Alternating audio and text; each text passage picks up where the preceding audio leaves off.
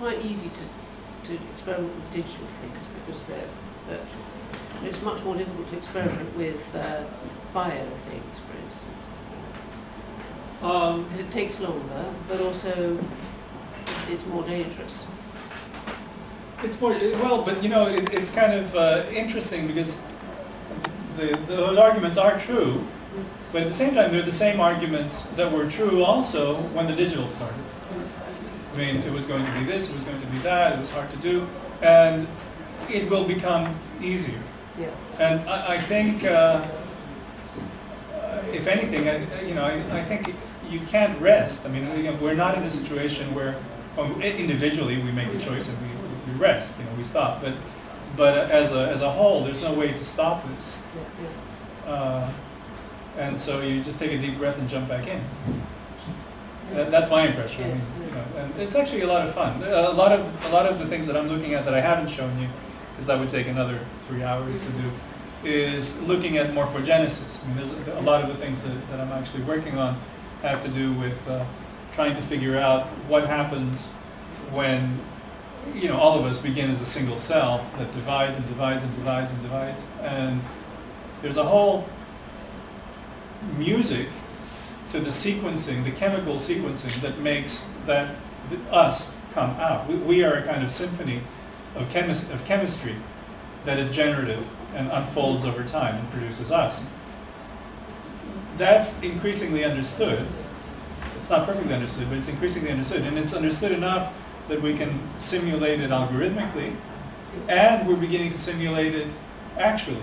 And we've actually synthesized a virus, and we're on our way to synthesizing a bacterium, and once we've got that, we will have synthesized life from nothing, from chemistry.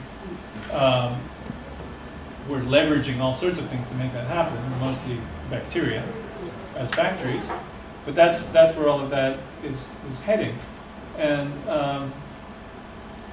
it's dangerous, yeah, but on the other hand, the world is already made of nano, and we already have immune systems, to fight those things off. It's not as if we're not prepared. We actually are that. So we have to make sure we don't break our own life support system, but it's not as if we're not equipped for a world that's made of very small. That's what the world is made of. And if you were to try and invent kind of institutional systems which would, as it were, both educate and investigate this kind of transvergence that you were speaking about, how much would you have to dismantle the current systems which we're familiar with both on this and the other side of the Atlantic, and how would you kind of reconstruct the pedagogical system? Yeah. Quite a bit. I mean, I'm trying to do it with my MAT itself is something like that, and then within that, my courses are just called transvergence, and I'm trying to insinuate that into the structure quite consciously.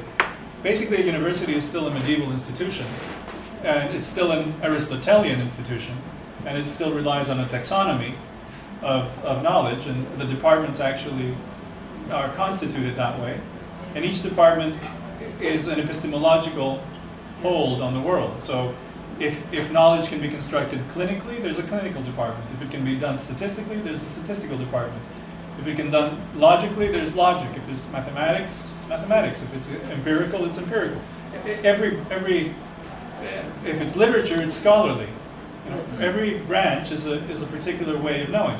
The absent way of knowing, or the underestimated way of knowing, is the poetic. There are art departments and design departments, but they're there more as professional programs, not as programs that actually know something in the sense of knowledge. And I think what needs to be done is that the poetic and the generative needs to be understood as a form of knowledge. And then you get the possibility for a department that is not inherently taxonomic, but inherently transvergent.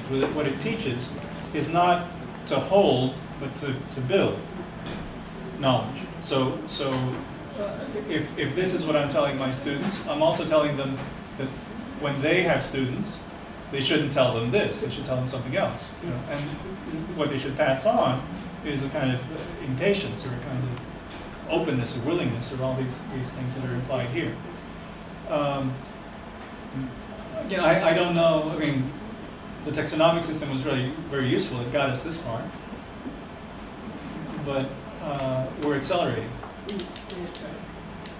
And we have to get off this planet soon.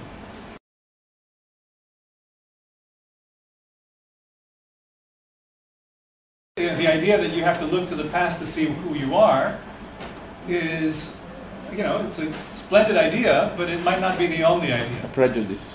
It's a particular kind of prejudice. I have these friends in New York, architect artists, Arakawa and Gins, and they have a manifesto. The manifesto is, we have decided not to die. And they're getting old, you know. I mean, Arakawa came to Japan and knocked on Marcel Duchamp's door and said, you know, I wrote you letters, why didn't you reply to me? And, you know, I mean, he's that old. But they have this manifesto, they have decided not to die. And that sounds crazy until you find out about telomeres, which you have to find out through the biology part, and you realize that aging is a bad photocopy. You know, the cell reproduction continues. There are these, at the edges of DNA, the telomeres, they get shorter and shorter. When they get short enough, they start making mistakes, and we start getting wrinkles, and our hair falls out. You know, and who knows what else.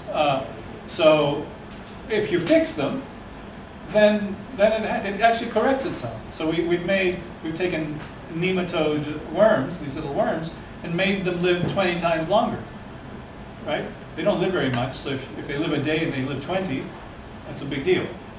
If you did it to us, we'd live for centuries.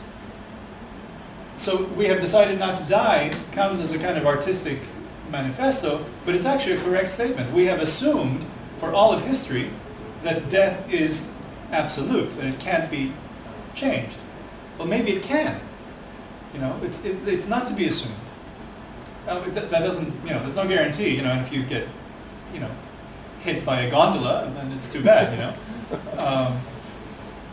So we're not going to die, but we are going to have the Cinderella moment. Yes, I understand that. So it's getting lethally close. Markos, thank you very much. It was very inspiring. It was tremendous. Thank you.